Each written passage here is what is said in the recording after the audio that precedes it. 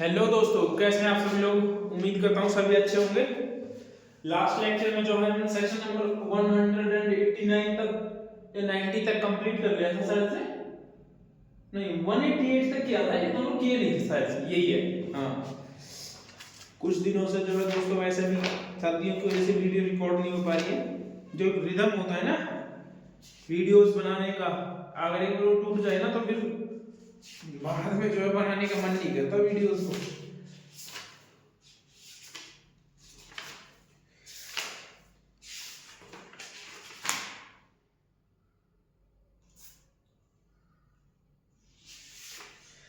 One 188 तक जो है हमने कंप्लीट कर लिया था। आज जो है उसके आगे से स्टार्ट करेंगे।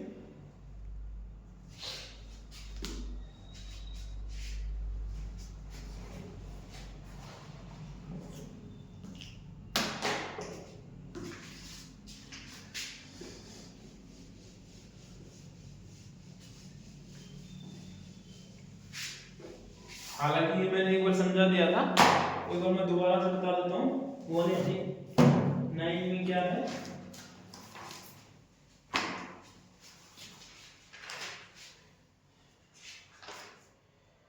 ये चैप्टर जो है ना दोस्तों बहुत इंपॉर्टेंट है और इसी वजह से जो है मैं इसको अच्छे से टाइम दे करके बता रहा हूँ, क्योंकि ये मेन चैप्टर्स में से है। ये चैप्टर जो चैप्टर नंबर 13 है।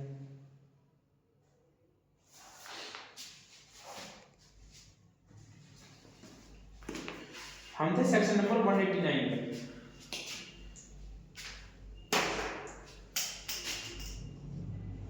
सेक्शन 189 क्या कहता है?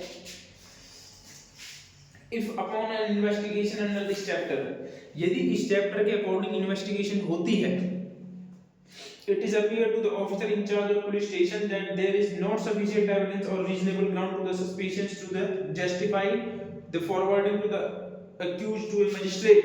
ये कहता है कि यदि इन्वेस्टिगेशन होती है, और इन्वेस्टिगेशन में क्या होता है, इन्वेस्टिगेशन में कोई जो है एविडेंस नहीं मिलते हैं, सफिशिएंट एविडेंस नहीं मिलती है, कोई एविडेंस के या फिर जो है ग्राउंड्स नहीं है इन्वेस्टिगेशन के, तो जो होगा वो उसको मजिस्ट्रेट को फॉरवर्ड कर देगा उस रिपोर्ट को। कौन करेगा? Officer in charge of police station. देखो 189 में क्या है, वो इस चैप्टर में जो है चैप्टर नंबर 30 जो इन्वेस्टिगेशन की बात करता है,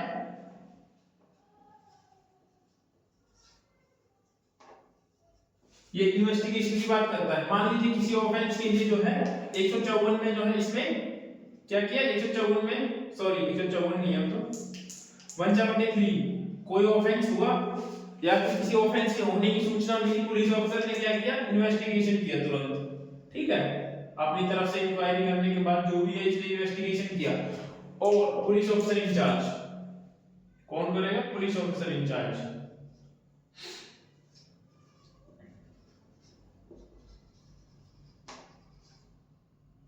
सॉरी, पुलिस स्टेशन इंचार्ज है, पुलिस ऑफिसर नहीं। अब आप लोग तो बता सकते हैं वीडियोस, तो यहाँ मैं अकेले ही बता सकता हूँ। आप लोग तो तभी बताओगे जब वीडियो देखोगे। पुलिस स्टेशन इंचार्ज ये क्या है? कोई इन्वेस्टिगेशन की, उसके बाद में यदि इन्वेस्टिगेशन में ये आता है कि जो है सफिशिएंट ग्राउंड नहीं है या फिर जो है सफिशिएंट एविडेंस नहीं है, क्या निकल कर आता है? Not sufficient evidence.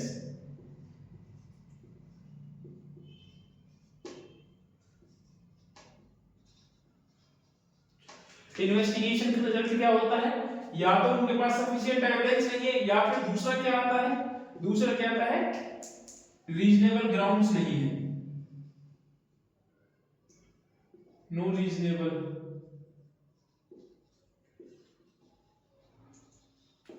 कोई जो है रीजनेबल ग्राउंड नहीं है। दिख रहा है क्या?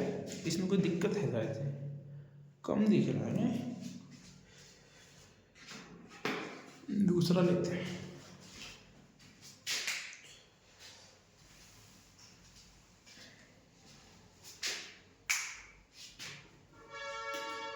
जो है रीजनेबल ग्राउंड नहीं, तो वो क्या करेगा, जो ये रिपोर्ट होगी ना, जो ये रिपोर्ट जो होगी इसको क्या कर देगा, मजिस्ट्रेट को आगे फॉरवर्ड कर देगा।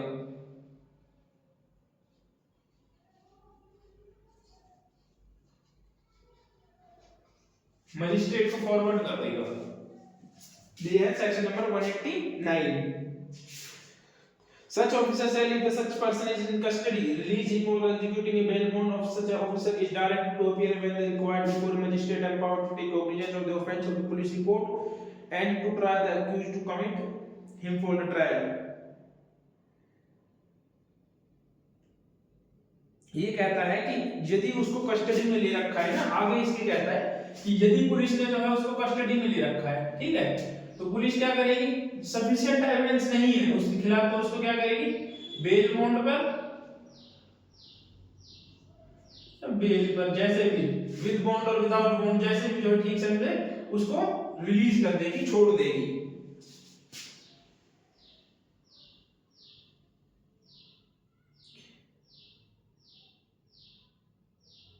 और यदि और उसको मजिस्ट्रेट के समक्ष जो अपीयर कर देगा, यदि मजिस्ट्रेट चाहे तो उसका ट्रायल कर सकता है, अदरवाइज नहीं कर सकता।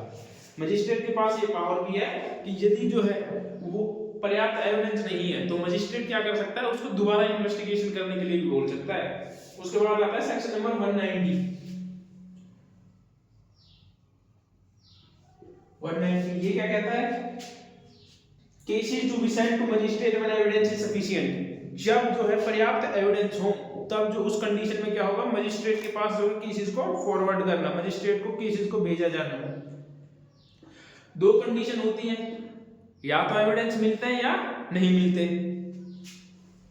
नहीं मिलते हैं तो 189 की जो प्रोसीजर है वो फॉलो होता है, और यदि मिल जाते हैं तब भी जो है उसको मजिस्ट्रेट के सामने पेश कर दिया जाएगा। देखो इसमें भी दो कंडीशन होती है, सफिशिएंट एविडेंस तो है,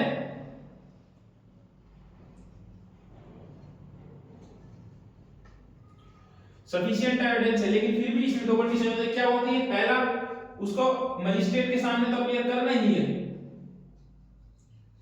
मजिस्ट्रेट के सामने, लेकिन यदि ऑफेंस जो है नॉन कॉग्निजेबल ऑफेंस है, एनसीआर है, तो जो होगा उसको पुलिस ऑफिसर क्या करेगा, बेल बॉन्ड पर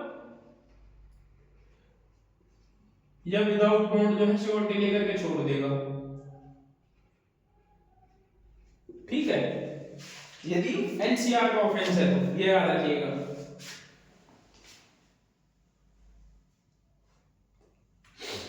और यदि चाहे तो पुलिस ऑफिसर यदि बेल नहीं देता है, कुछ मामलों में जो है पुलिस ऑफिसर के पास पावर होते हुए भी पुलिस ऑफिसर जल्दी से बेल देते नहीं है किसी को, कोई छोटे मोटे ऑफेंस के लगा देते हैं। यदि पुलिस ऑफिसर नहीं देता है और वो कस्टडी में रहता है तो मजिस्ट्रेट भी उसको बेल ग्रांट कर सकता है।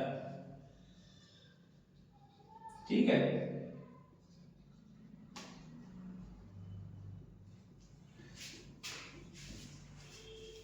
उसके बाद ये कहता है, चलिए पढ़ते हैं, if upon N investigation this chapter, यदि इस चैप्टर के अकॉर्डिंग जो इन्वेस्टिगेशन होती है, it appear to the officer in charge of the police station if there is sufficient evidence to reasonable ground of the foresight such officer shall forward the accused under the custody to the magistrate empowered to take cognizance।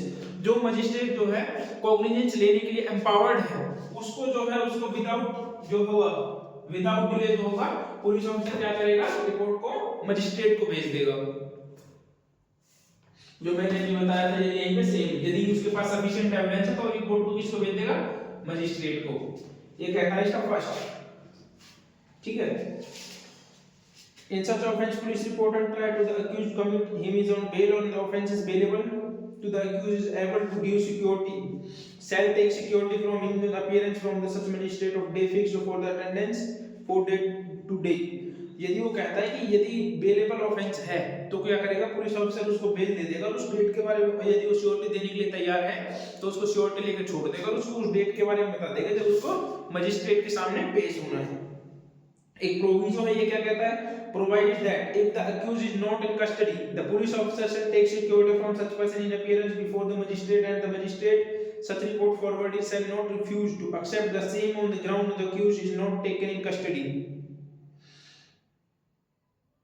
अच्छा, ये क्या कहता है, यदि accused जो है custody में नहीं है, पहले में ऊपर में कहा था जब अक्यूज कस्टडी में है, यदि अक्यूज जो है कस्टडी में नहीं है तब भी जो है पुलिस ऑफिसर जो है उससे श्योरिटी ले सकता है और मजिस्ट्रेट को जो है उस रिपोर्ट को भेज देगा।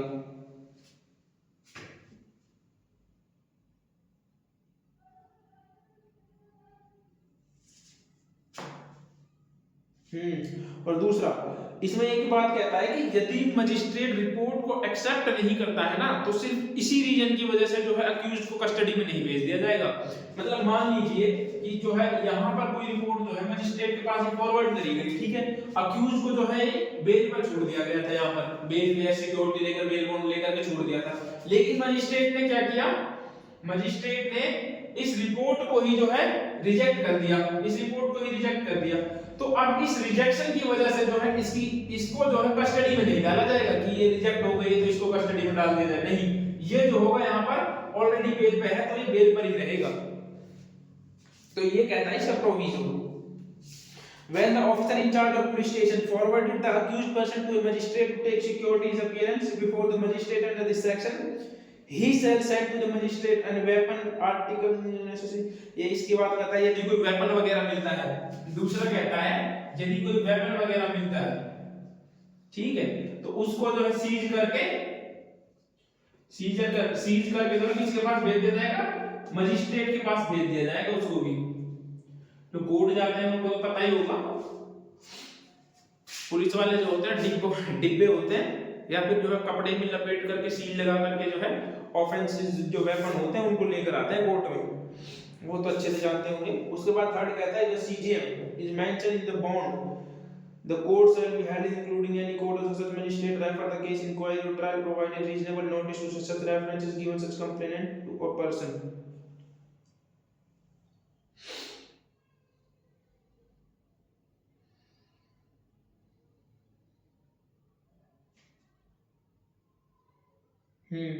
तो इसमें ये बात कहता है कि जो सीजीएम या फिर कोई भी अदर जुडिशियल मजिस्ट्रेट जो होगा वो इंक्वायरी ट्रायल करवा सकता है, लेकिन इसकी इंफॉर्मेशन जो होगी ना पहले रेफरेंस की वो एक कंप्लेनेंट को दी जाएगी, ये कहता है। उसके बाद फोर्थ कहता है the officer in whose presence is bound the executed shall deliver a copy there one person who is executed.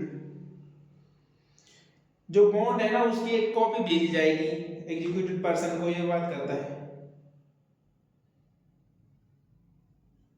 जिसने बेल बॉन्ड दिया है ना, जिसने सिक्योरिटी दी, उसकी एक कॉपी जो है उसको दी जाएगी और मजिस्ट्रेट को जो है एक कॉपी दी जाएगी। उसके बाद बात करता है सेक्शन नंबर 191, ये था 190 और 189।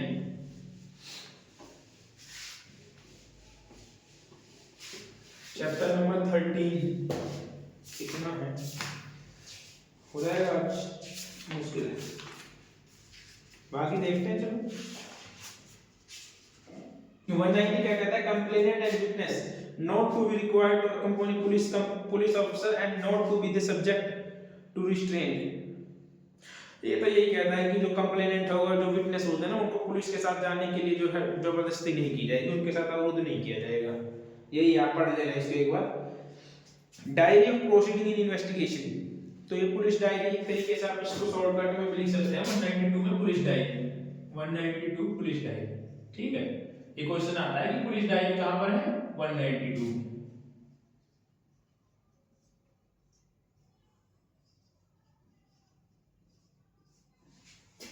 इस पेन से अच्छे से दिख रहा है क्या, दिख तो रहा है लेकिन थोड़ा सही है। कल दूसरा पेन लेके आऊंगा, ये पेन जो था मेरा खराब हो गया, दो पेन ना कई दिनों से यूज नहीं किए सारे की वजह से। Every police officer making an investigation under this chapter shall day by day enter his proceeding the investigation in a diary। ये क्या कहता है, यदि कोई इन्वेस्टिगेशन होती है इस चैप्टर के अधीन, ठीक है, इन्वेस्टिगेशन जो होती है ना, इन्वेस्टिगेशन उसकी डे बाय डे की प्रोसीडिंग्स को जो है एंटर प्रोसीडिंग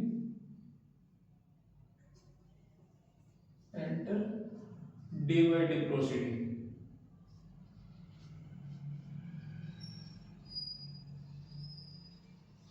जो दिन पर दिन की जितनी भी इन्वेस्टिगेशन जो होती है, जैसे एक दिन में तो इन्वेस्टिगेशन होती नहीं है, तो जैसे मान लीजिए एक दिन में जो है वहां पर जाकर के जो है ऑफेंस प्लेस का निरीक्षण किया, उसके बाद जो है नक्शा वगैरह तैयार करवाया, अगले दिन गवाही वगैरह तैयार की, तो दिन के हिसाब से जो है जितने एक दिन में जितनी भी प्रोसीडिंग होगी इन्वेस्टिगेशन की, उन सबको जो है एक डायरी में लिख दिया जाएगा। ये कहता है इसका सब क्लॉज 1।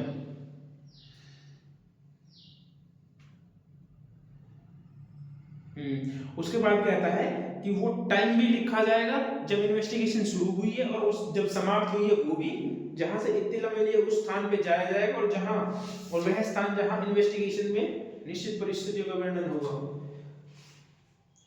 सर्कमस्टांसेस जो है, सर्कमस्टांसेस का वर्णन होना जरूरी है उसमें, क्या सर्कमस्टांसेस थे, ठीक है ना।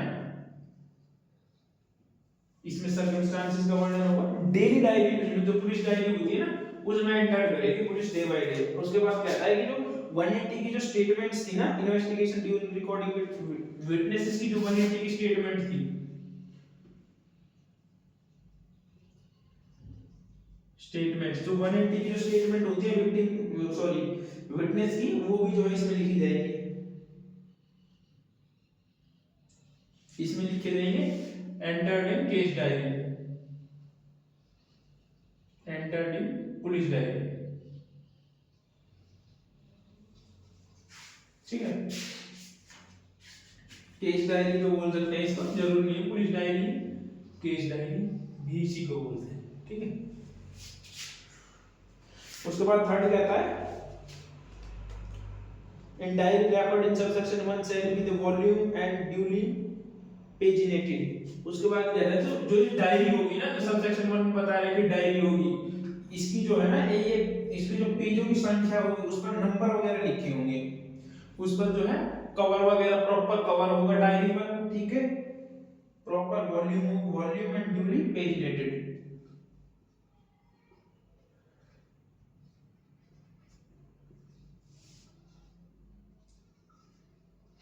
पेजिनेटेड मतलब कवर वगैरह और नंबर वगैरह डाले रहेंगे, कवर और नंबर वगैरह, पेज नंबर, ठीक है। अब ये होना क्यों जरूरी, देखो कवर तो चलो कवर तो ठीक है कि सेफ रहेगी, लेकिन पेज नंबर का होना क्यों जरूरी है। मान लीजिए कि किसी ने कोई जो है एफआईआर रजिस्टर्ड करवाई, ठीक है, यदि पेज नंबर नहीं होता है तो पेज नंबर ना होने की वजह से क्या होता है, पुलिस ऑफिसर जो है किसी भी एफआईआर के पेज को जो है फाड़ कर देंगे इधर उधर, और तो उस एफआईआर का कोई रिकॉर्ड रहेगा नहीं।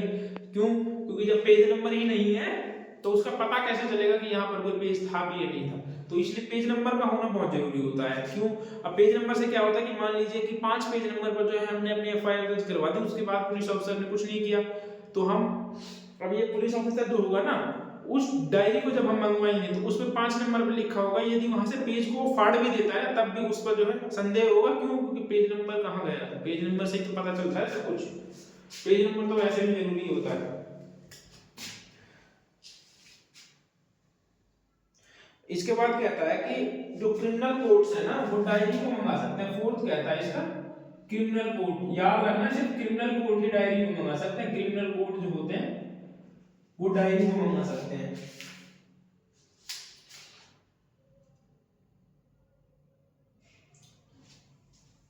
क्रिमिनल कोर्ट जो होता है under trial and inquiry, trial और इंक्वायरी के दौरान जो है वो क्या करेंगे, इसको मंगा सकते हैं डायरी को। दूसरा इसका 5th पॉइंट कहता है कि इस डायरी को ना सिर्फ पुलिस ऑफिसर ही देख सकता है या क्रिमिनल कोर्ट्स देख सकता है, विक्टिम देख सकता है, विक्टिम इट मींस पीपी वगैरह जो भी है उसकी या फिर उसका वकील देख सकता है, लेकिन इसको अक्यूज नहीं देख सकता किसी भी कीमत पर, ठीक है, ना ही उसका एडवोकेट। एडवोकेट किसका, अक्यूज का एडवोकेट, ना अक्यूज खुद जो है नोट सी उसको जो है देख नहीं सकता डायरी को, इसको सिर्फ पुलिस ऑफिसर ही यूज कर सकते हैं, only use by police officer.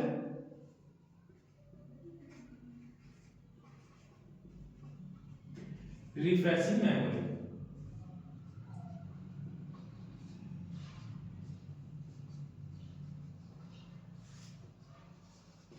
Refreshing his memory. तो ये कहता है सेक्शन नंबर 192, इसमें 5 बातें हैं, ये आप याद रखिए। किसी भी एक्ट को पढ़ने का सबसे अच्छा तरीका ये होता है कि उस एक्ट को जो है आप टुकड़ों में बांट लीजिए, ठीक है। किसी भी एक्ट को आप जो है एक लाइन यदि आपसे याद नहीं हो पा रही, समझ नहीं आ रही, तो आप उसको टुकड़ों में बांट करके जो है पढ़ना सीखिए। अब जैसे ये है सेक्शन इसका फर्स्ट है इन्वेस्टिगेशन जो होगी वो डे बाय डे जो है एंटर करी जाएगी, ठीक है, उसके जो सर्कमस्टांसेस होंगे वो एंटर करे जाएंगे ना। उसके बाद जो स्टेटमेंट होती है 180 की, उसको भी जो है पुलिस डायरी में या केस डायरी में एंटर किया जाएगा। और जो डायरी होगी ना वो पेजिनेटेड होगी और कवर वगैरह प्रॉपर कवर वगैरह होंगे और उस पर पेज नंबर डले होंगे। उसके बाद कहता है क्रिमिनल कोर्ट जो होगी वो उस डायरी को मंगा सकती है। याद रखना क्रिमिनल कोर्ट के अलावा कोई भी कोर्ट जो है डायरी को नहीं मंगा सकती। उसके बाद कहता है कि अक्यूज का जो एडवोकेट है ना या अक्यूज खुद उस डायरी को देखने का हकदार नहीं हो सकता, सिर्फ इस वजह से कि क्रिमिनल कोर्ट ने उसको मंगाया है। उसको सिर्फ पुलिस ऑफिसर देख सकते हैं अपनी क्या करने के लिए, अपनी मेमोरी को रिफ्रेश करने के लिए।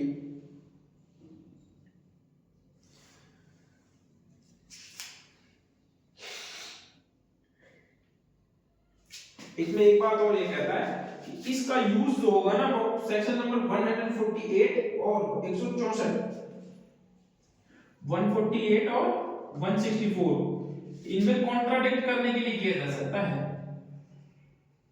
कॉन्ट्राडिक्शन के लिए। ठीक है, याद रखिएगा इसका यूज कुछ नहीं होता, बस कॉन्ट्राडिक्शन के लिए यूज हो सकता है इसका, कॉन्ट्राडिक्शन के लिए।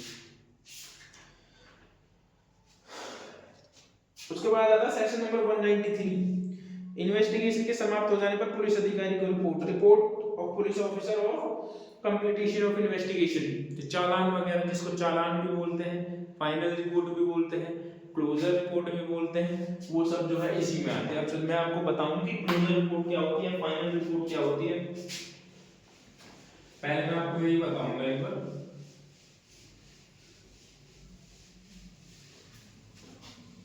देखो क्या होता है, सेक्शन कोई भी ऑफेंस हुआ, ठीक है, उसकी क्या होती है, इन्वेस्टिगेशन होती है। आपको इन्वेस्टिगेशन होती है तो इन्वेस्टिगेशन के दो रिजल्ट आते हैं, ठीक है। पहला 189 के ग्राउंड में आते हैं यदि नॉट सफिशिएंट एविडेंस,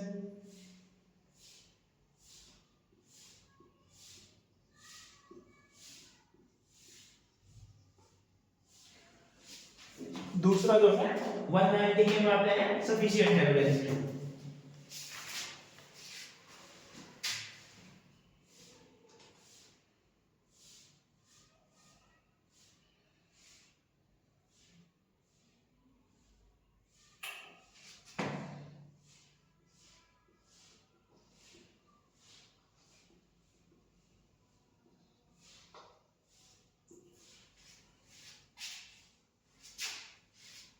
देखो अब जब ये आते हैं, ठीक है, पुलिस ऑफिसर इन्वेस्टिगेशन इसमें भी की 189 में और ये 190 में, ठीक है, ये 190। अब इसमें क्या होता है, यदि ऑफेंस नहीं हुआ, ठीक है, रिपोर्ट में ये क्या, रिपोर्ट का कंक्लूजन ये आता है कि कोई ऑफेंस जो है नहीं हुआ, तो उसको जो है ना, उस रिपोर्ट को जो है वो मजिस्ट्रेट को भेजेगा। तो जिस रिपोर्ट में ये यदि नेगेटिव रिपोर्ट आती है कि ऑफेंस नहीं हुआ, तो उसको बोलते हैं क्लोजर रिपोर्ट, क्लोजर रिपोर्ट, ठीक है, मतलब केस को खत्म करने की जो रिपोर्ट होती है उसको बोलते हैं क्लोजर रिपोर्ट ना। यदि उसके बाद इसको क्या कहते हैं, सफिशिएंट एविडेंस को, सफिशिएंट एविडेंस में क्या कहते हैं कि यदि इसको हम फाइनल रिपोर्ट या चालान भी बोल देते हैं, फाइनल रिपोर्ट, चालान, चार्जशीट, आप कुछ भी लगा लीजिए, चार्जशीट, ये तीनों फाइनल रिपोर्ट इसको भी बोल देंगे, ठीक है, क्योंकि ये भी फाइनल ही है, दोनों फाइनल रिपोर्ट बोल सकते हैं, बट इसको चालान एंड चार्जशीट और इसको क्लोजर रिपोर्ट बोलते हैं। यदि रिपोर्ट नेगेटिव आती है तो उसको बोलते हैं क्लोजर रिपोर्ट। अब ये भी जरूरी नहीं है कि मजिस्ट्रेट जो है क्लोजर रिपोर्ट से सेटिस्फाई हो या फिर इस रिपोर्ट से जो है सेटिस्फाई हो, ये भी जरूरी नहीं। तो मजिस्ट्रेट क्या कर सकता है, मजिस्ट्रेट जरूर, इसमें भी तीन कंडीशंस होंगी, क्या, या तो मजिस्ट्रेट जो है फर्दर इन्वेस्टिगेशन के लिए बोल देगा,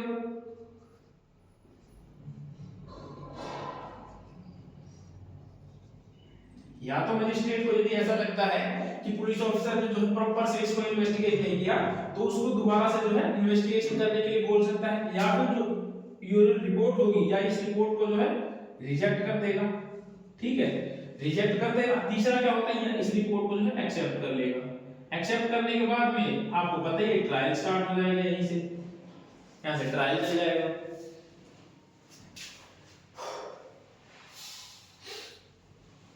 सफिशिएंट,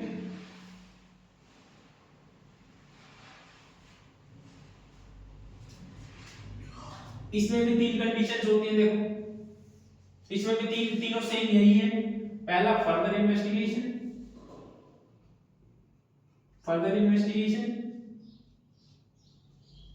रिजेक्ट एंड एक्सेप्ट, ये है।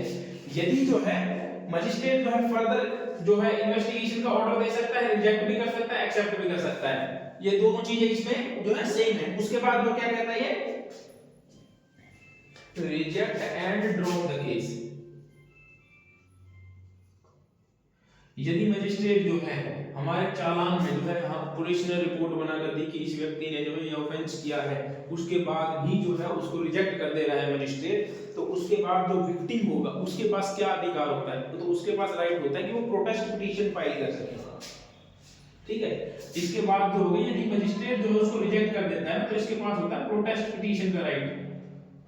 Protest petition, protest. अब इसमें प्रोटेस्ट पिटीशन में भी तीन कंडीशन होती हैं। पहला, ये भी जरूरी नहीं है कि मजिस्ट्रेट जो है उसको रिजेक्ट भी कर सकता है। देखो या तो वो रिजेक्ट कर देगा, ठीक है, या फिर वो फर्दर इन्वेस्टिगेशन करा सकता है दोबारा से,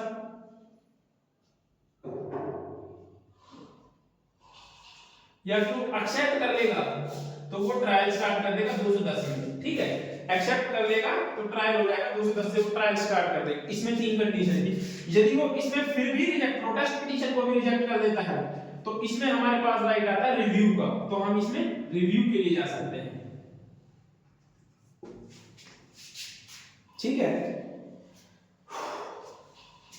सेम यही इसमें है, क्या मतलब आइए सेम यही इसमें है कि यदि जो है उसने जो है रिजेक्ट कर दिया है इसको, तो क्या करें। हाँ, दूसरी एक चीज और याद रखना, जब भी कभी जो है नेगेटिव रिपोर्ट आएगी ना, तो मजिस्ट्रेट जो है ना, एक बार यदि कंप्लेंट केस है तो कंप्लेनेंट को जो है कंप्लेनेंट को चांस देगा, एक बार उसको जरूर सुना जाएगा। ठीक है, केस को खत्म करने से पहले।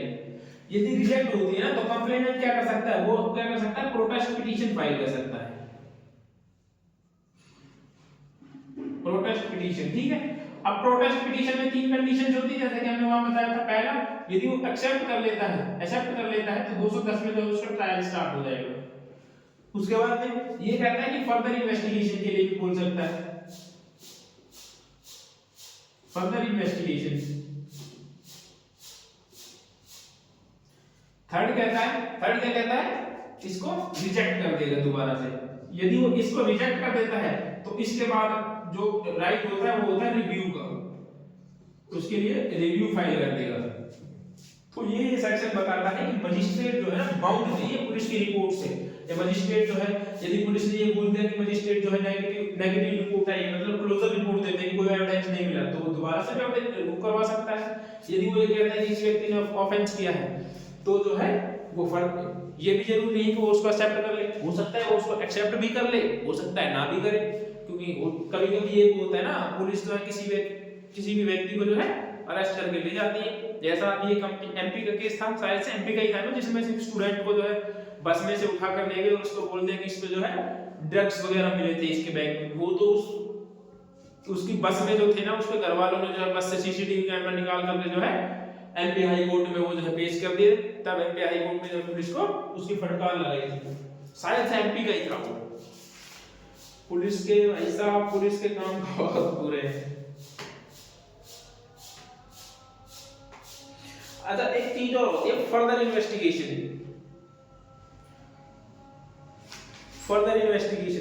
मजिस्ट्रेट फर्दर इन्वेस्टिगेशन तो करा सकता है, जब मजिस्ट्रेट को ऐसा लगता है कि हाँ भाई ये पर्याप्त नहीं है, तो फर्दर तो करवा सकता है। एक चीज और होती है, वो होती है सप्लीमेंट्री चार्जशीट।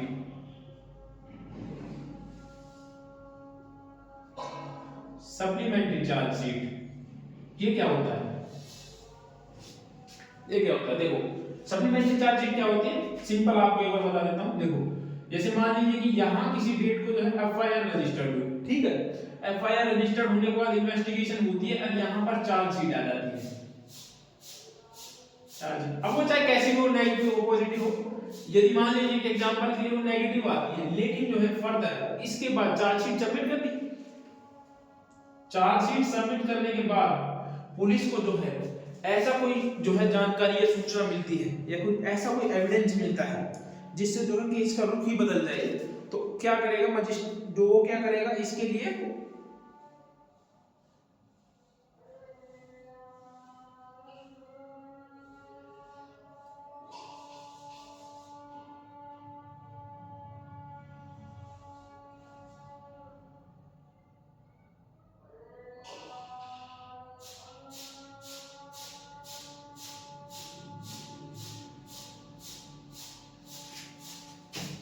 तो ये क्या करेंगे, यदि पुलिस को जो है ना फर्दर एविडेंस मिलते हैं, कोई जो एविडेंस नया एविडेंस सामने आते हैं, पता चल रहा है कि पुलिस ने जो है फाइनल रिपोर्ट बना दी, लेकिन बाद में जो है चार्जशीट सबमिट करने के बाद भी ये पता चला कि ये ऑफेंस तो जो है किसने किया है, कि ये तो किसी दूसरे व्यक्ति ने किया है, तो ये क्या करेगा with the permission of magistrate, मैं यही देख रहा था इसमें परमिशन की जरूरत है, with the permission of magistrate,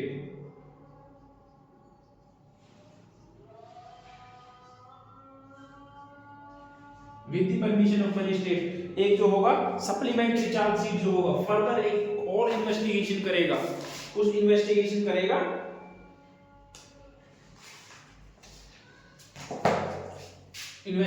करेगा और उसको जो है सबमिट कर देगा किसको, मजिस्ट्रेट के पास में। अब इसके लिए कुछ टाइम पीरियड है, शायद 90 डेज है, 90 डेज के अंदर जो होगा सप्लीमेंट्री चार्जशीट जो होगी 90 डेज, याद रखना 90 डेज के अंदर सप्लीमेंट्री चार्जशीट जो होगी वो मजिस्ट्रेट के सामने पेश करनी होती है, ठीक है। और ये डेट कब से लगाई जाती है, जब से मजिस्ट्रेट ने जो है परमिशन दी है, उस डेट से जो है ये 90 डेज काउंट किए जाएंगे।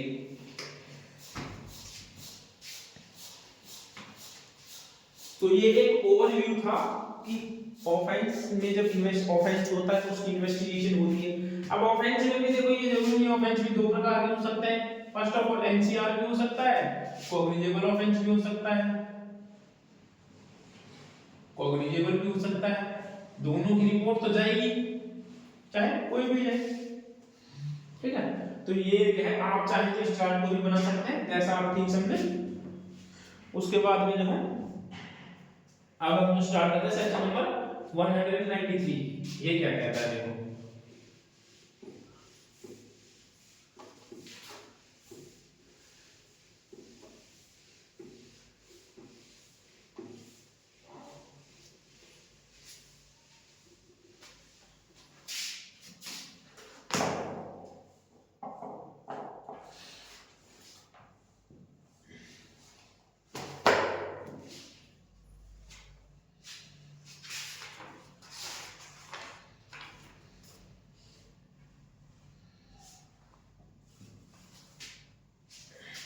फर्स्ट पॉइंट कहता है इसका इन्वेस्टिगेशन विदाउट डिले जो होगी कंप्लीट करी जाएगी। 193 का फर्स्ट क्या कहता है, इन्वेस्टिगेशन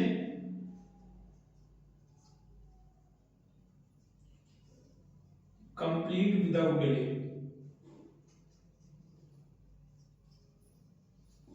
ठीक है। उसके बाद सेकंड क्या कहता है, the investigation is related to the rape cases से रिलेटेड हो, या फिर सेक्सुअल असॉल्ट से, या फिर पॉक्सो एक्ट के जो भी सेक्शंस हैं उनसे रिलेटेड हो, तो जो होगा इन्वेस्टिगेशन जो होगी, यदि सेकंड कहता है ऑफेंस रिलेटेड सेक्शन 64 टू 78 है ना, 79 तक, या फिर पॉक्सो एक्ट की कोई भी जो है पॉक्सो एक्ट के 4, 6, 8 है, 4, 6, 8, 10 है, 4, 6, 8, 10, यदि ये इनमें से कोई ऑफेंस होता है तो इसकी इन्वेस्टिगेशन जो होगी ना, इन्वेस्टिगेशन वो 2 महीने के अंदर पूरी करनी पड़ेगी। इन्वेस्टिगेशन के लिए कुछ टाइम पीरियड्स हैं, तो बाउंड कर दिया यहाँ पर। यदि रेप रिलेटेड जो होगी इन्वेस्टिगेशन होगी वो पुलिस ऑफिसर को 2 महीने के अंदर अंदर पूरी करनी होगी। ये कहता है सेक्शन नंबर 193 का 2। उसके बाद थर्ड कहता है as soon the investigation is complete the officer in charge of police station shall forward including through electronic communication magistrate empowered to take cognizance of the offence of police report, a report in form of the state government may be provided, rule anything। अच्छा ये क्या कहता है, देखो investigation complete हुई, ठीक है, investigation complete होने के बाद उसको मजिस्ट्रेट को फॉरवर्ड कर दिया। अब मजिस्ट्रेट को फॉरवर्ड कर दिया तो रिपोर्ट कैसी होगी, रिपोर्ट जो होगी, रिपोर्ट में क्या क्या होगा क्या नहीं होगा, वो स्टेट गवर्नमेंट प्रोवाइडिंग रूल, ठीक है, जो रूल बनाए। अब इसमें क्या क्या होगा, नेम होगा पार्टीज का, नेचर ऑफ द इंफॉर्मेशन होगी कि कॉग्निजेबल है कि नॉन कॉग्निजेबल है, किस प्रकार इंफॉर्मेशन मिली वो भी बताया जाएगा, सर्कमस्टेंसेस क्या होंगे, whether offence is appear in is committed and if so whom, यदि अपराध उन्हें ऐसा लगता है कि अपराध हुआ है तो उस अपराध की परिस्थितियों के बारे में बताया जाएगा, यदि एक्यूज अरेस्ट किया है तो उसके बारे में बताया जाएगा, जो जो चार्जशीट होगी ना उसमें ये सब चीजें जो होंगी ए से लेकर के जो है जी एच तक आई तक जो है ये सारी चीजें लिखी जाएंगी कि अक्यूज कस्टडी में है या कस्टडी में है या नहीं है या बेल पे छोड़ दिया, ठीक है, तो ये सारी चीजें जो है इस रिपोर्ट में इंक्लूड होंगी, आप इनको पढ़ लेना क्योंकि ऐसी चीजें नहीं है।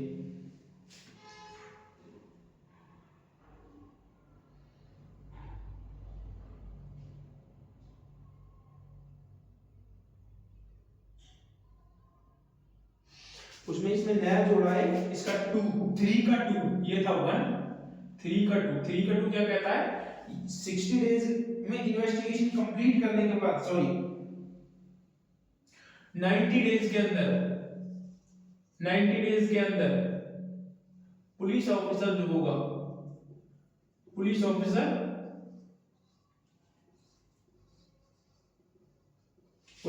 क्या करेगा, उसकी जो कॉपी होगी ना एक कॉपी को किसको देगा, किसको देगा, कंप्लेनेंट को या फिर विक्टिम को,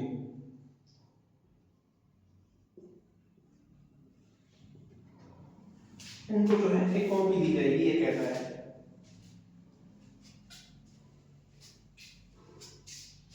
उसके बाद कोर्ट कहता है such superior officer of the police has been appointed under section 177 reports shall in any case in which the state government may generally specify order director to submit through that the officer it may be pending the order to magistrate directly in charge of the police station to make further investigation।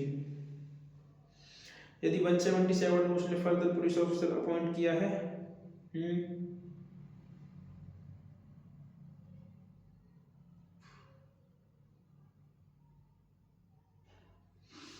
क्या कहते हैं,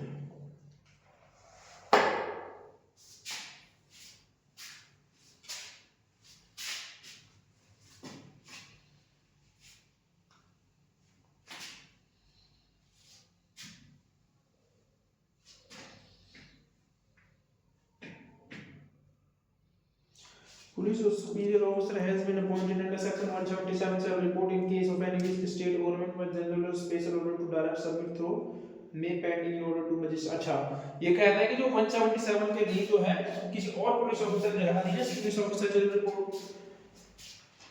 177 के अंदर जो है appoint किया है 177 के लिए, तो जो है स्टेट गवर्नमेंट स्पेशल ऑर्डर या जनरल ऑर्डर के थ्रू जो है उसे निर्देश कर सकते हैं कि उस मजिस्ट्रेट के समक्ष पेश किया जाए जिसकी जो है जुरिडिक्शन बनती है 210 की, ठीक है, फोर्थ की 210 की जिसकी जुरिडिक्शन मजिस्ट्रेट के सामने,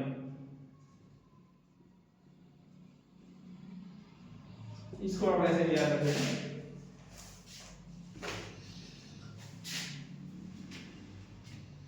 उसके बाद फिफ्थ कहता है whether in appeal from a report forwarded under this section said that the accused has been released on bail bond, magistrate shall make order the discharge of the bond and bail bond otherwise it think fit। ये कहता है कि यदि जो है किसी को bell या बेल बॉन्ड पर जो छोड़ा गया है, बेल पर या बेल बॉन्ड लेकर के जो है रिलीज किया गया है, क्या किया गया है, रिलीज, तो मजिस्ट्रेट जो होगा ना वो इसको जो है कैंसिल भी कर सकता है, ठीक है, तो ये कहता है ये इसका फिफ्थ। नाउ उसके बाद छठा क्या कहता है, such report in respect of case section 190 applies the police officer shall forward the magistrate along with the report.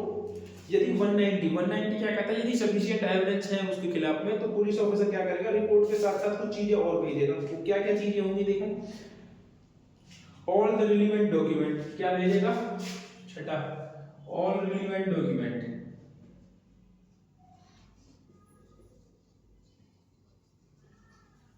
Supplement documents में क्या होता है, जैसे मान लीजिए रेप केसेस है तो रेप केसेस में क्या भेज देगा, रेप केसेस में जो है पहले तो मेडिकल रिपोर्ट भेज देगा, 180 के जो स्टेटमेंट्स होंगी वो भेज देगा, 183 का भेज देगा इसके साथ में, या फिर और भी जिनकी स्टेटमेंट वगैरह रिपोर्ट होंगी, नक्शा वगैरह जो बनाया होगा उसको जो है भेज देगा। तो यही है जब रिलेवेंट का नाम ले लिया तो रिलेवेंट में तो सारी चीजें आती है। फिर उसके बाद सेकंड में फिर वही कह दिया जो मैं भी कह रहा था, रिलेवेंट के बाद में 180 के जितने भी डॉक्यूमेंट होंगे, 180 की जितनी भी स्टेटमेंट्स रिकॉर्ड करी वो सारी भेज देगी। Police officer opinion that a part of such statement is not relevant to the subject matter is proceeding on the disclosure of the account not essential in the interest of justice in the expedient in the public interest.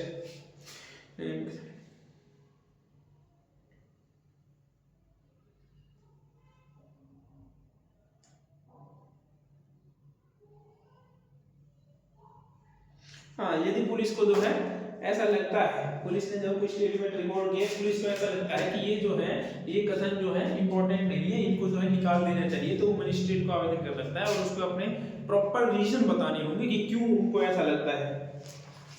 ये कहता है इसका 7 थी ना,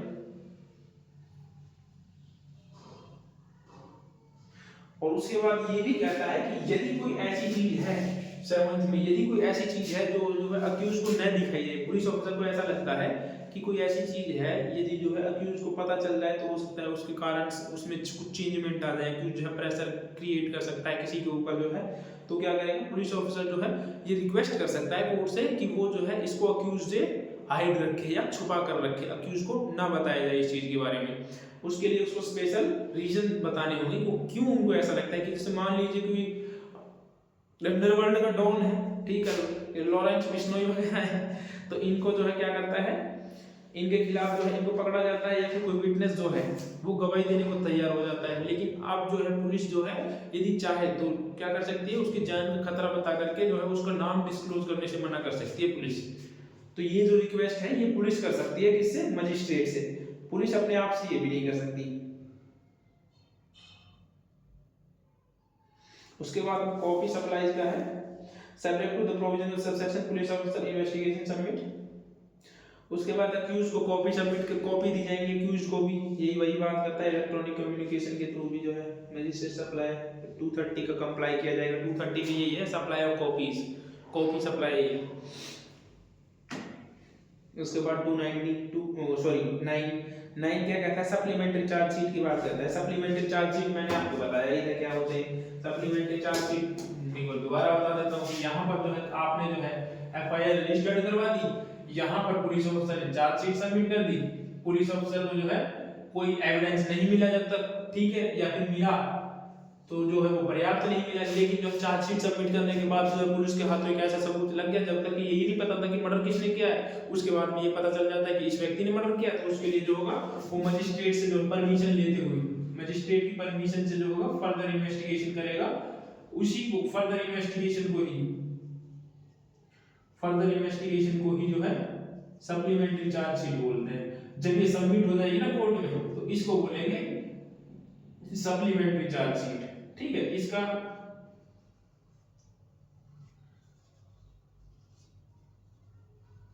chargesheet इसको क्या कहते हैं, इसको जो है 90 डेज के अंदर जो होगा कंप्लीट करना पड़ेगा 90 डेज में।